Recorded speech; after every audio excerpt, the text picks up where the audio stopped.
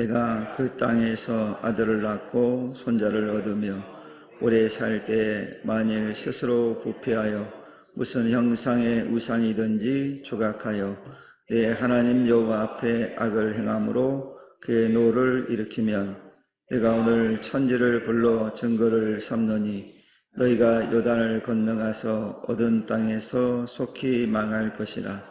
너희가 거기서 너희의 날이 길지 못하고 전멸될 것이니라. 여호와께서 너희를 여러 민족 중에 흩으실 것이요 여호와께서 너희를 쫓아보내실 그 여러 민족 중에 너희의 남은 수가 많지 못할 것이며 너희는 거기서 사람의 손으로 만든 바 보지도 못하며 듣지도 못하며 먹지도 못하며 냄새도 맡지 못하는 목석의 신들을 섬기리라. 그러나 내가 거기서 내 하나님 여호와를 찾게 되리니 만일 마음을 다하고 뜻을 다하여 그를 찾으면 만나리라. 이 모든 일이 내게 임하여 환난을 당하다가 끝날에 내가 내 하나님 여호와께로 돌아와서 그의 말씀을 청종하리니 내 하나님 여호와는 자비하신 하나님이시라. 그가 너를 버리지 아니하시며 너를 멸하지 아니하시며 내 조상들에게 맹세하신 언약을 잊지 아니하시리라. 아멘.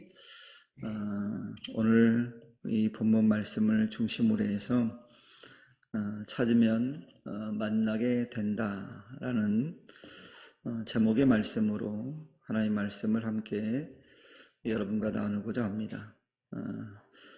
우리 인생을 살아갈 때 우리 인생에서 가장 중요한 것이 과연 무엇일까요? 실력일까요? 실력을 갖추면 그것이 가장 우리의 삶을 살아가는데 가장 중요한 요소일까요? 아니면 많은 재물을 가진 재력일까요? 아니면 많은 사람을 알고 지내는 인맥이 우리 인생에서 가장 중요한 것일까요? 물론 이것도 인생을 살아가는 데 있어서 중요한 요소 가운데 하나라는 것은 분명합니다. 그러나 이 모든 것보다 더 중요한 것이 있다라고 하는 사실입니다. 성경은 그래서 아주 단순하지만 아주 명확하게 우리 인생에서 가장 중요한 것이 무엇인지 가르쳐주고 있습니다. 그것은 뭐냐면 우리의 시선이 어디를 향하고 있는가, 이것이 가장 인생에도 중요하다라고 성경은 끊임없이 우리에게 교훈을 해주고 있습니다. 아마 오늘 본문의 배경은 모세가 가나안 땅을 앞두고 있는 이스라엘 백성들을 향해서 던지는 고별 메시지, 즉 고별 설교입니다. 아마 이 설교를 하면서 이 부분에 대해서 모세는 이스라엘 백성들에게 꼭 알려주고 싶었던 것 같아요. 시선이 하나님께로부터 떠나서는 안 된다는 것을 말하고 싶어서 이 메시지를 전하고 있습니다. 특별히 이제 가나안 입성을 앞두고 있는 이스라엘 백성들에게 모세는 정말 간절한 마음으로 유언을 하듯이 이 메시지를 그들에게 전하고 있습니다. 만약 여러분들이 죽음을 앞두고 자녀들에게 마지막 말을 남긴다면 어떤 말을 남기고 싶습니까? 자녀에게 가장 중요한, 꼭 필요한 말씀을 남겨주고 싶지 않습니까? 이런 것처럼 모세는 오늘 이스라엘 백성들에게 그 메시지를 전하고 싶은 거예요. 그 내용이 뭡니까? 그 내용을 보니까 이스라엘 백성들이 가나안 땅에 들어가게 되면 하나님의 은혜 가운데 축복을 누리며 살다가 혹 하나님께 베푸신 은혜와 축복을 잊어버리고 하나님을 배반한다면 그걸로 끝나는 것이 아니라 그들에게는 심판이 있게 될 것이라는 것을 알려주는 거예요. 이거 알려주지 않으면 안 되거든요. 그래서 그들이 다른 것 바라보지 말고 하나님 은혜 잊지 말고 하나님 은혜 안에 살기를 바라는 마음을 가지고 강력하게 이 메시지를 전하고 있습니다. 사랑하는 성도 여러분, 우리가 한 곳, 즉 하나님만을 바라보고 살 때는 문제가 생겨도 그것이 전혀 문제로 인식되지 않습니다. 왜냐하면 풍랑이 몰려온다 할지라도 주님만 바라보면 그 풍랑을 능히 극복할 수 있기 때문에 전혀 문제될 것이 없어요. 그러나 시선을 돌려서 세상을 보고 내게 닥친 환경을 보고 또 우상을 바라보는 순간 우리의 인생의 문제는 걷잡을 수 없이 많은 문제에 직면하게 된다는 사실이에요. 그걸 너무 잘 아는 모세이기에 이스라엘 백성들을 향해서 하나님만 보라는 거죠. 한 곳만 보라는 거예요. 그럼 오늘 이 시간에 말씀을 들으면서 말씀을 나누면서 우리의 빗나간 시선들을 다시금 살아계신 하나님께 고정하는 것을 경험하고 그걸 깨닫는 그런 시간이 되기를 주님의 이름으로 축원합니다. 시선이 고정돼야 돼요. 다른 데로 가면 안 돼요. 우리가 오늘 말씀을 통해서 반드시 기억해야 될 것은 오늘 모세가 말한 것처럼 이 변질은 곧 멸망의 시작이라는 점을 우리 잊으면 안 됩니다. 오늘 보면 25절과 26절에 보면 이 모세가 아주 무서운 경고의 메시지를 전합니다. 가나안 땅에서 오래 살면서 스스로 부패해서 우상을 조각하여 세우면 하늘과 땅을 증거로 삼아서 선언하건대 너희가 속히 망할 것이라고 이제 말씀을 하고 있습니다. 심지어는 전멸될 것이다 이렇게 얘기를 하거든요. 우리는 이스라엘의 역사 가운데 많은 그런 인물들이 성경에 등장하는데 그 가운데 특별히 등장하는 사람 가운데 아주 하나님께로부터 엄청난 그 능력을 받은 이가 있습니다. 사사 가운데 삼손이라고 하는 인물이 있죠. 이 삼손이라고 하는 인물은 어릴 때부터 신앙생활하는 사람들에게는 너무 익히 잘하는 그런 이야기거든요. 가장 많이 어릴 때 들었던 말씀이고 심지어는 교회 안에 어떤 행사를 하면 이 삼손에 대한 이야기로 연극을 참 많이 하고 그렇습니다. 많이 다뤄지는 인물이에요. 그래서 이 사사 삼손은 너무도 유명한 사람입니다. 그런데 그가 태어날 때 그는 태어날 때부터 좀 구별된 존재로 태어났습니다. 그래서 그를 이끌어서 나시린 이렇게 얘기하는 나시린. 그럼 나시린이라는 인이 과연 무엇이겠습니까? 나시린은 어떤 의미냐면 오직 하나님만 바라보며 살아야 될 구별된 사람이라는 거예요. 그러니까 다른 거 보지 않고 하나님만 보고 살아야 될 존재라는 거죠. 즉 하나님만을 전적으로 의지하고 살아야 될 사람이다. 구별된 사람이다. 좀 다른 사람이다. 특별한 존재라는 것을 이제 말하고 있는 거거든요. 이제 하나님은 삼손을 특별한 존재로 삼아주셨어요. 그래서 삼손이 하나님만을 바라보고 살 때는 엄청난 일이 일어납니다. 나귀 턱뼈 하나로 1000명을 이기는 상상을 초월하는 일들이 막 일어나거든요. 그래서 하나님께서 그에게 전무후무한 능력과 힘을 그에게 허락하십니다.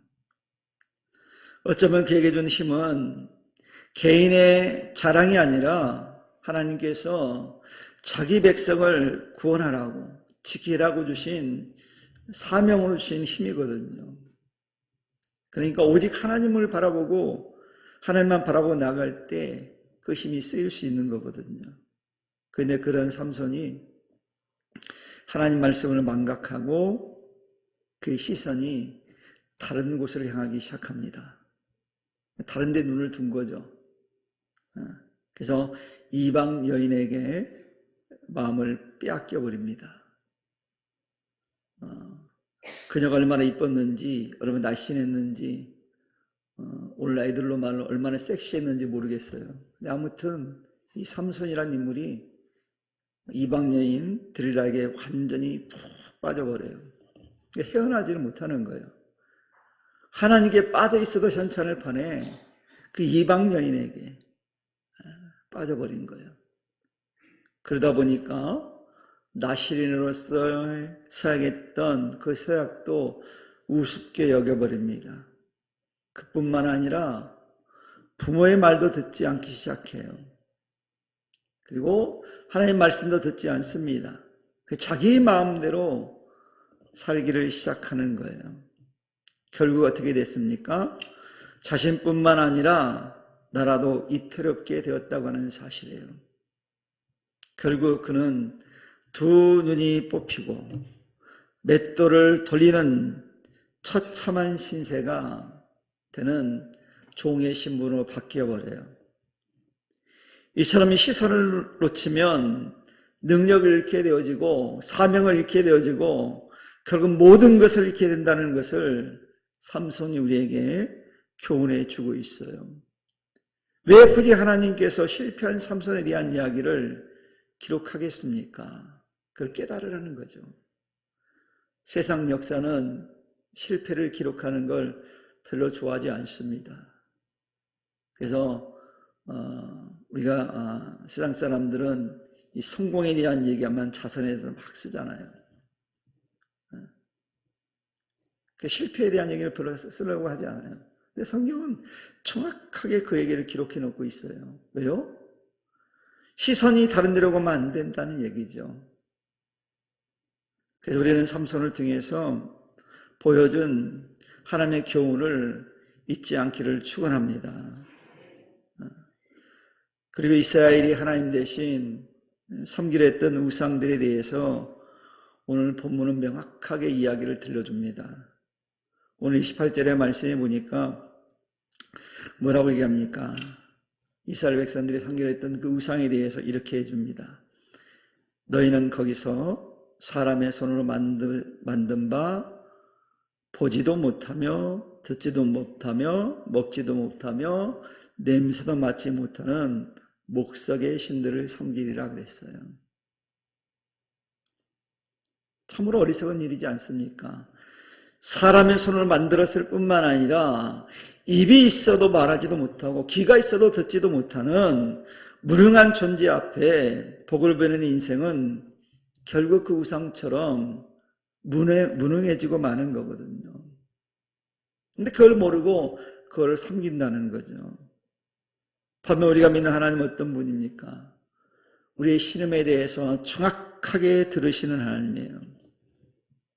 그리고 우리 형편을 살피실 뿐만 아니라 우리가 드린 향기로운 재물도 희망해 하시는 인격적인 하나님이시거든요. 다 모든 형편을 아시고 다 들을 수 있는 분이에요. 심지어 성경은 하나님에 대해서 이렇게까지 표현합니다. 우리 머리털 하나까지 새 신바 되시는 하나님이다.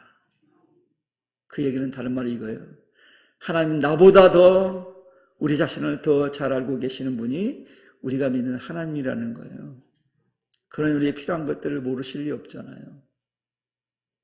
그런 하나님을 의지하는 것이, 그 하나님을 쳐다보는 것이, 그 하나님을 바라보는 것이 지혜로움 아니겠어요? 근데 그 하나님을 바라보지 않고 이스라엘 백성들이 어리석게도 사람들이 만드는 우상 앞에 절을 한다는 거죠. 얼마나 어리석은 모습인지 모릅니다. 여러분 성경에 보면 갈멜산에서 엘리야가 보여준 승리의 모습을 우리 읽을 수가 있습니다. 거기에 등장하는 사람들이 있죠. 바알과 아세라 선지자들입니다. 이제 누가 더 진짜 하나님인가를 보여주는 그런 사건인데, 바알과 아세라 선지자들은 자기들이 믿는 신에게 몸에 상처기를 내면서까지 부르짖습니다. 그런데 응답하실 리가 없잖아요. 듣지도 못하죠. 어떻게 응답하겠어요? 그런 일이 벌어지지 않아요. 근데 엘리야가 기도하기를 시작했을 때 하나님께 어떻게 하십니까? 불러 응답하십니다. 그래서 그 제단에 풀었던 물까지 다 제단에 드려진 그 모든 제물과 완벽하게 하나님께서 불로 태워주시는 모습을 보게 되어집니다. 즉 하나님 불로 응답하신 거예요. 그러면 여러분 살아 역사하시는 하나님을 두고 죽은 우상의 마음을 빼앗기는 어리석은 자의 자리에 서 있지 않기를 주님의 이름으로 축원합니다. 이게 어리석음을 빠지면 안 되거든요. 이처럼 오늘 모세는 그런 어리석은 자들이 되지 말라고, 왜? 그 길을 가면 결국 멸망이라는 것을 이제 말하고 있습니다. 근데 더 중요한 것은 오늘 모세가 들려주고 싶은 말씀의 핵심은 뭐냐? 그 심판보다 더 중요한 게 있다라는 거예요. 그건 뭐냐면 그 하나님의 심판 뒤에 숨겨진 하나님의 기다림과 사랑이 있다는 것을 모세는 알려주고 싶은 거예요. 그래서 모세는 이스라엘이 비록 범죄에 흩어질지라도 그 고난 속에서 다시 하나님을 찾으면 자비로우신 하나님께서, 사랑이 많으신 하나님께서 다시 만나 주실 거라는 거예요. 이걸 모세가 선포하는 거예요. 시선이 빗나가면 하나님이 심판하시지만 그 심판하신 이유는 그 내면에는 뭐가 숨겨져 있느냐? 하나님 기다림과 사랑이 있다는 거예요. 그 하나님이 심판하시는 이유는 우리를 사랑하기 때문이라는 거예요. 우리가 돌아오기를 원하신다는 거예요. 우리 시선이 다시 하나님께로 바뀌시기를 원하신다는 거예요. 그래서 우리 하나님은 우리가 회개하면 반드시 다시 만나주시는 하나님이십니다. 오늘 29절 말씀을 다 함께 여러분 주목해 보시기 바랍니다. 오늘 29절에 뭐라고 되어 있냐면 이렇게 되어 있어요. 그러나 내가 거기서 내 하나님 여호와를 찾게 되리니 만일 마음을 다하고 뜻을 다하여 그를 찾으면 만나리라 라고 말씀하고 있어요. 여러분 이 구절 속에서 거기서는 어디를 말하는 겁니까? 이 구절 속에 거기서라는 말은 우리의 환난의 현장 속이라는 거예요. 그 환난의 현장 속에서도 하나님을 찾으면 만나게 된다라는 거예요. 또 거기서는 어디 쫓겨난 땅, 비록 쫓겨난 땅 가운데 있다 할지라도 하나님께 부르짖으면 시선을 하나님께 고정하면 그 절망의 땅에서 하나님께서 건져주시겠다는 거예요. 그리고 거기는 절망의 끝자락이거든요. 그 절망의 끝자락 가운데 하나님께 구하면, 하나님께 돌아오면 하나님께서 다시 만나 주실 것이라고 우리에게 말씀하고 있는 거예요.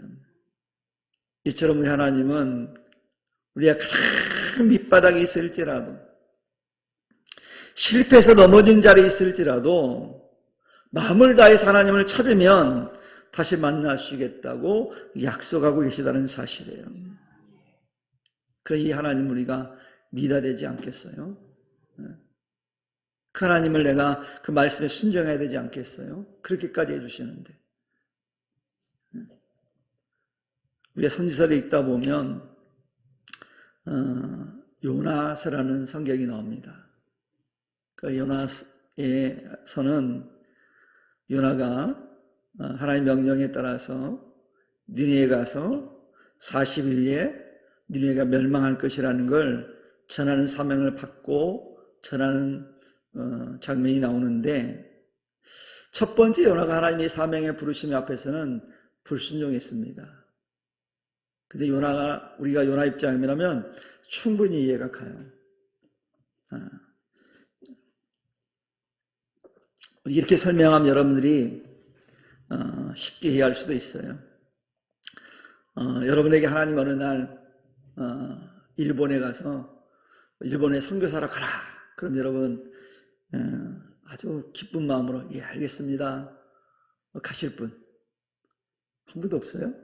일본에도 우리가 구원할 영혼이 있는데.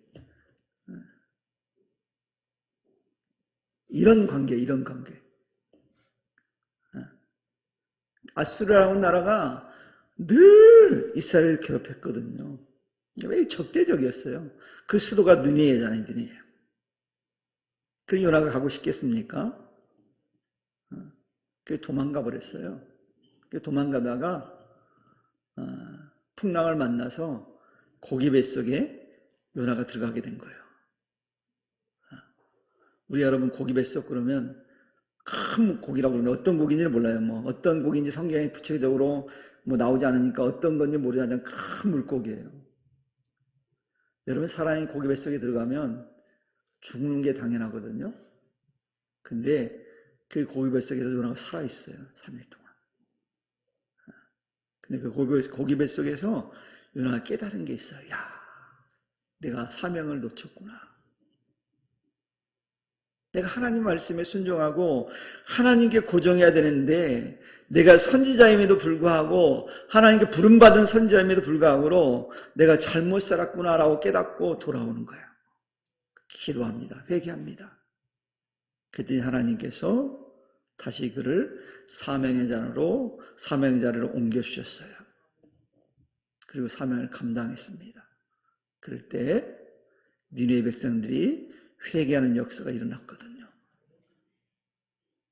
바로 이거거든요. 사명자가 사명을 깨닫고 시선을 하나님께 고정하면 우리가 상상할 수 없는 도저히 불가능할 것 같은 일이 사실 벌어지는 거거든요. 이처럼 우리 하나님은 너무도 자비로우시고 사랑이 많으신 분이십니다. 당신이 싫다고 등을 돌리고 떠난 백성이라 할지라도 그들이 잘못을 깨닫고 돌아가기만 하면 예전처럼 그대로 대해주시겠다라는 거예요. 우리 이렇게 하기가 쉽지 않거든요. 혹시 여러분들 가운데 여러분을 싫다고 하는데 여러분은 사랑하고 그에게 자비를 베푸는 사람이 있습니까? 쉽지 않아요. 내가 그걸 한다는 게 쉽지 않아요. 내가 싫다는데 나를 싫어한다고 계속 공격해오는데 그 사람에게 사랑을 베풀고 자비를 베풀기란 너무 어렵거든요. 그리고 화해했을지라도 예전처럼 돌아가기가 어려워요. 제 고백인데 저랑 아주 친한 친구가 있었어요. 근데 어느 날 저를 비난했어요. 이 친구가. 자기가 나를 친한 친구라고 얘기했는데 저를 비난하더라고요. 친구 관계는 안 끌었지만 예전처럼 돌아가진 않아요. 제가 마음이 불편해서. 결정적인 순간에 그런 마음이 들어요. 저 새끼는 나를 비난한 새끼야. 이렇게 딱 드는 거예요. 그러니까 예전처럼 마음이 열리지 않아요. 목사인데. 목사는 말씀을 전하고 사랑을 전하고 용서된다고 막 그렇게 외치면서도 이 목사인 제가 잘 안 되더라니까요. 그래서 양심상제가 친구 먹기로 했으니까 그 친구는 못 끊는 거예요. 여전히 전화합니다. 여전히 그 친구도 목사지만 이 새끼 저 새끼 합니다. 여전히 크게 지내요. 근데 예전처럼 안 되어지더라고요. 근데 우리 하나님은 그렇지 않대요. 예전 과거는 다 잊어버리시고 이 배반했던 우리의 모습은 다 잊어버리시고 똑같이 되어주신다고 말씀하여요. 그러니 얼마나 사랑이 많으십니까? 얼마나 자비로우십니까? 이 자비로우신 하나님을 여러분 바라보시고 그분께 여러분 시선을 고정하기를 축원합니다. 여러분 삼손을 보세요. 삼손이 비록 불순종했지만 마지막 순간에 하나님 앞에 회개하고 부르짖을 때 하나님이 어떻게 하셨습니까? 그에게 힘을 다시 주셨어요. 성경은 그렇게 기록합니다. 그가 그 전에 대적을 이겼던 것보다 훨씬 더 많은 사람들이 그 단 한 번으로 더 많은 대적들을 제거했다고 성경에 나와요. 그러니까 어마어마한 힘을 하나님께서 다시 그에게 주신 거예요. 어떻게 했더니요? 시선을 다시 하나님께로 고정했더니 그런 역사가 일어났거든요. 또 여러분, 누가복음 14장 기록된 탕자 이야기를 보면 어떻습니까? 탕자가요, 아버지를 배반하고 전 재산을 탕진했잖아요. 근데 그 아들이 돌아왔을 때 그 아버지는 그에게 새로운 신발을 신기고 가락지를 끼우고 동네 사람을 다 불러서 손을 잡고 잔치를 열어서 신분을 회복시켜 주잖아요. 여기서 아버지가 누굽니까? 하나님이시잖아요. 하나님은 이처럼 사랑을 베푸시는 분이 우리 하나님이거든요. 그리고 하나님은 말로만 사랑하지 않습니다. 요한복음 3장의 16절에 분명히 말씀하잖아요. 하나님이 세상을 이처럼 사랑하사 누굴 줬다고요? 독생자를 주셨으니. 그래서 예수님이 이 땅에 보내주심을 통해서 그 사랑을 확증해 줬거든요. 그리고 우리가 아직 죄인 되었을 때 우리를 위해서 목숨을 버리심으로 하나님의 사랑을 확실하게 보여주셨잖아요. 그 사도 요한은 그래서 요한일서장 9절 말씀을 통해서 우리에게 분명한 회복의 열쇠를 이제 제공해주고 있거든요. 뭐라고 되어 있습니까? 만일 우리가 우리 죄를 자백하면 그는 미쁘시고 의로우사 우리 죄를 사하시며 우리를 모든 불의에서 깨끗하게 하실 것이오라고 말씀하고 있어요. 모든 불의에서 깨끗하게 해주신대요. 얼마나 대단한 사랑입니까? 그것이 바로 하나님 우리에게 주신 회복의 열쇠예요. 자백하기만 하면, 하나님께 돌아오기만 하면, 시선을 다시 하나님께로 향하면 하나님이 기억하지 않으시고 다 용서해 주시고 깨끗하게 해주신대요. 성경도 양털처럼 눈과 같이 희게 해주시겠다고 분명히 약속하고 있거든요. 그러니 우리가 회복되기 위해서는 한 가지 방법밖에 없어요. 하나님께 돌아오기만 하면 돼요. 다른 거 필요 없어요.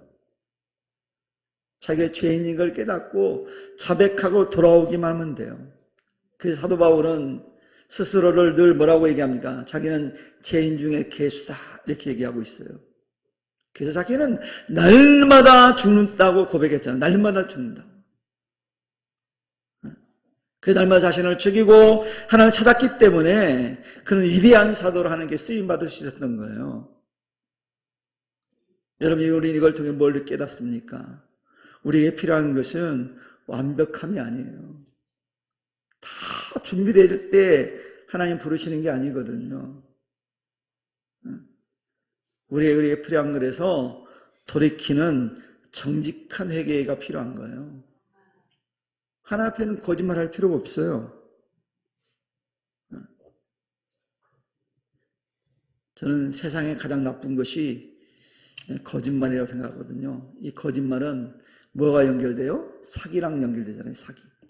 결국 사기를 치는 거잖아요. 거짓말은 사기 치는 거예요. 사람의 마음에 사기를 치는 거고. 거짓말하면 안 돼요. 성도는. 하얀 거짓말도 하면 안 돼요. 되도록 하지 말라고 애써야 돼요. 그 기도하면 하나님께서 거짓말 안 하고도 이 길을 면할 수 있는 길을 열어주시는 분이 하나님이에요. 근데 이 거짓말이 습관이 된 사람들은 입만 열면 거짓말하는 사람들이 있거든요. 성도는 그래서 늘 깨어 있어야 돼요. 그래서 오늘 믿음을 가진 성도들에게 가장 필요한 건 무엇이냐면 하나님을 찾는 간절함이에요. 간절함.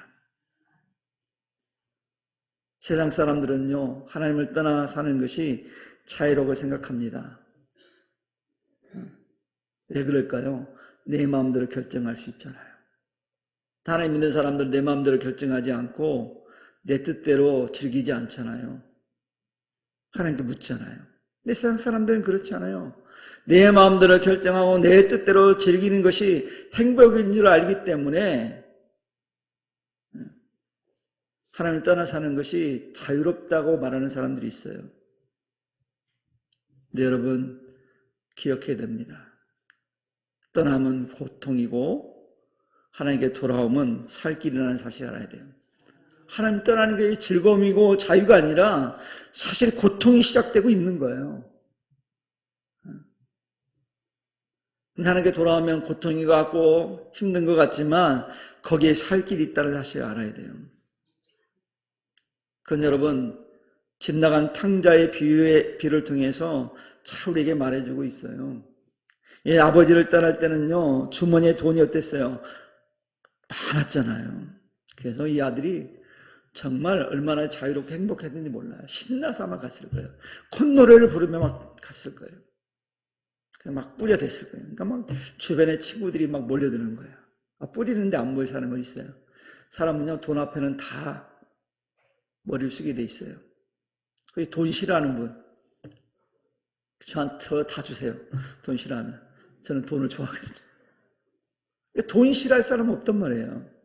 돈 앞에는 다 무너져요. 그러니까 막 돈을 뿌리니까 그 친구들이 막 친구라고 볼 수 없죠. 몰려드는 거예요. 그래서 얼마나 처음 행복했는지 몰라요. 근데 시간이 지나면서 주머니가 비기 시작하는 거예요. 딱 주머니 비는 순간 그동안 그렇게 자기에게 사탕발림으로 말했던 친구들이 떠나가기 시작하는 거예요. 아무도 남지 않아요. 심지어는 밥 한 그릇 사주는 사람도 없어요.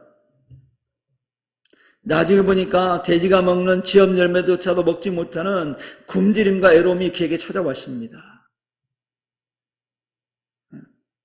이런 것처럼 여러분 인생의 모든 문제는 하나님이 떠날 때 시작되는 거예요.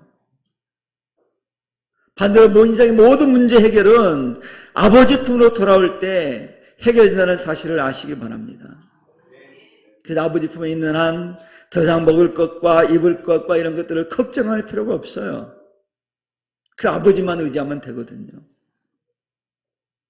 성경은 우리 인생을 뭐라고 비유합니까? 사라지는 안개와 같다고 말씀하고 있잖아요. 그 다음에 여러분 금방 사라질 안개의 모든 인생을 거시겠습니까? 아니면 영원한 생명이신 하나님께 인생을 거시겠습니까? 세상의 쾌락은 잠시 잠깐이에요. 그러나 하나님 안에서 평안은 영원하다는 사실을 깨닫는 애가 있기를 바랍니다. 그러니 우리가 할 일은 뭐겠어요? 최선을 다해서 마음을 다해서 하나님을 찾아야 할 때예요. 그래서 주님 말씀하시잖아요. 구하라. 그리하면 너에게 주실 것이요. 찾으라. 그리하면 찾아낼 것이요. 두드리라. 문을 두드리라. 그러면 너에게 열릴 것입니다. 라고 주님께서 말씀하셨어요. 이 주님의 약속을 붙잡는 여러분 되시길 바랍니다. 그래서 여러분 기도가 회복돼야 돼요. 예배가 회복돼야 되고 예배 열정이 회복돼야 돼요. 여러분 열심히 기도 자리에 나와야 돼요. 기회 주어지면 열심히 나와야 돼요. 또 복음도 열심히 전해야 됩니다. 그래서 오늘 우리가 오후에 전도 이제 집회를 하는데 세미나라고 했지만 전도 집회예요. 우리 교단 사모님이신데 하여튼 사모님 가운데 전도를 제일 잘하시는 분이에요. 이분한테 걸리면 다 예수 믿게 돼요. 그런 분이에요. 우리 교단에서 이 사모님이 아마 전도를 제일 많이 하셨을 거예요. 전도사랑도 많이 받으신 분이에요. 그리고 돌아다니면서 또 이 전도 집회도 많이 하시는 사모님이에요. 오셔서 우리가 영혼 살리는 일을 하나님 가장 기뻐하시잖아요. 예수 믿으면서 단 한 명도 전도 못하고 주님 앞에 가면 어떻게 될까요? 부끄럽잖아요. 나는 구원받았는지 모르지만 좀 부끄럽지 않겠어요? 이번 기회에 여러분 깨닫고 배워서 한 명이라도 전도합시다. 주님이 좋아하시는 일이잖아요. 그리고 또 교회에서 그 자리를 마련했잖아요. 3월 22일 날. 3월 22일 날 기다리면서 기도하는 거예요. 그리고 한 주 전에 특별 새벽 기도 할 거거든요. 제가 이 얘기를 하는 건 뭐예요? 새벽 기도에 오지 말라는 거예요? 나오라는 거예요? 대답 안 하시, 안 오기를 결단했어요? 마음을 바꿔서 오시기를 결단하시기 바랍니다. 아멘 한 분은 다 와야 돼. 짐 벌어도 와야 돼요. 수영차 타고. 여러분, 사랑하는 성도 여러분, 오늘 본문 31절은 그래서 우리에게 큰 위로의 말씀을 던져줘요. 뭐라고 하냐면 이렇게 말씀해. 내 하나님 여호와는 자비하신 하나님이시라. 그가 너를 어떻게 한다고요? 버리지 아니하시며 너를 멸하지 아니하시며 내 조상들에게 맹세하신 언약을 잊지 아니하시리라 라고 말씀하고 있어요. 하나님 우리를 잊지 않으시겠대요. 하나님이 절대 우리를 포기하지 않으시겠대요. 어떻게 하면요? 하나님을 찾기만 하면. 그래서 하나님 기다렸다는 듯이 우리를 만나주신다고 약속하고 있어요. 그럼 여러분, 세상이 주는 헛된 우상, 눈에 보이는 잠깐의 이익의 마음을 빼앗기지 않기를 축원합니다. 그래서 오직 마음을 다하고 뜻을 다해서 이 하나님을 찾으시기를 바랍니다. 그래서 우리가 하나님 앞으로 돌아갈 때 그의 진정한 살 길이 있고 행복이 있고 회복이 있음을 기억하시기 바랍니다. 사랑하는 성도들이여, 이번 한 주간 여러분의 삶의 현장에서 하나님을 간절히 찾음으로 말미암아 우리를 만나주시고 안아주시는 하나님의 뜨거운 사랑을 체험하는 우리 모든 부평성산의 가족들 될 수 있기를 주님의 이름을 간절히 축원합니다. 기도하겠습니다. 하나님 감사합니다.